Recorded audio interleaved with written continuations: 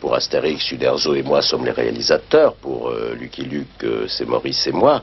Alors ce que nous faisons, bien entendu, c'est nous qui surveillons toute la réalisation, qui donnons les indications, et également qui voyons tous les essais, et nous disons oui ça va ou ça ne va pas. Chacun reste dans son rôle. Le dessinateur surveille le graphisme pour voir qu'il soit bien fidèle à son personnage. Moi, je surveille la tenue de l'histoire. Et tout le monde travaille ensemble en équipe. Le dessin animé, plus que toute autre chose, est un travail d'équipe, bien sûr. Mais enfin, quand il y a une décision finale à prendre, c'est nous, les réalisateurs, qui le prenons. Tous les vendredis, séance critique. L'imagination des créateurs face à la bonne exécution des collaborateurs. Il faudra reprendre la démarche, et il y a toujours un défaut de graphisme. On passe au suivant, s'il vous plaît. Puis ça, il n'y avait pas de problème, là. Non, c'est la première fois qu'on voit celui-ci. Ouais. Je le signe? Ouais. L'auteur a parlé. Il sanctionne ainsi une semaine de travail des 60 techniciens des studios Idéfix. D'abord, les animateurs qui se sont basés sur les dessins originaux de Maurice, les traceurs ensuite, qui reproduisent fidèlement sur des cellulos, des feuilles transparentes, tous les dessins qui vont composer le mouvement.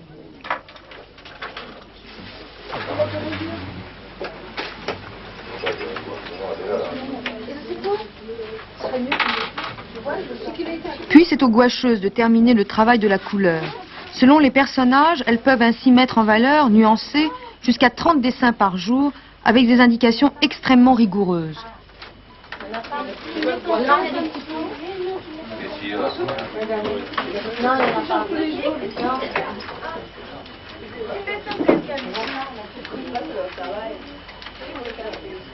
Le décorateur a lui le rôle de l'artiste peintre. Il crée l'atmosphère, l'ambiance de la scène. Mais là non plus, il n'y a pas de hasard. Il travaille sur une documentation photo précise. Ensuite, le tournage, image par image. On produit ainsi l'action, on donne vie au personnage. Il faudra 2 ans de préparation, de fabrication pour réaliser ce long métrage de 180 minutes qui sortira des studios Idéfix en 1978. Coût 1,5 milliard. Pendant ces 2 années, l'équipe qui a en fait créé la balade des Dalton aura eu peu d'initiative. Les personnages n'appartiennent qu'à leurs auteurs. La présence du créateur aura été sans cesse présente. Est-ce que vous êtes un patron, René Goscinny? Oui, bien sûr. Je suis un patron dans la mesure où, avec mes amis, nous avons créé des personnages qui nous appartiennent. Nous avons décidé d'utiliser nos droits d'auteur pour monter un studio et que... oui, bien sûr. Vous travaillez main dans la main avec vos collaborateurs? Respectueusement avec nos collaborateurs, nous sommes des patrons, mais nous ne sommes pas paternalistes. C'est-à-dire, ce ne sont pas mes enfants et ce n'est pas un gros tas de chouettes copains. Ce sont des gens éminents dans leur profession, très doués, qui nous respectent autant que nous les respectons. C'est-à-dire que nous travaillons en équipe, parfaitement, sans le moindre problème, aimons ce que nous faisons, mais nous sommes les patrons. Le montage se fait sur la bande son préenregistrée, avant même que les premiers dessins soient réalisés. Le travail du monteur est extrêmement minutieux.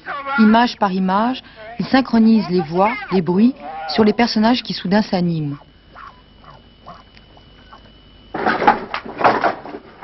Dans un dessin animé, aucun son naturel n'existe. Il faut donc tous les reproduire le plus réellement possible. Il faudra jusqu'à 25 bandes son pour recréer la réalité.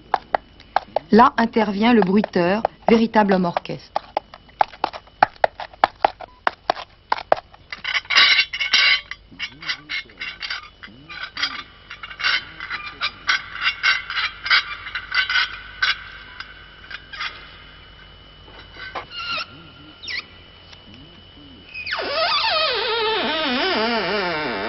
Ce que nous cherchons dans le dessin animé, c'est la même chose que nous cherchons dans nos livres. Nous cherchons essentiellement à amuser le public.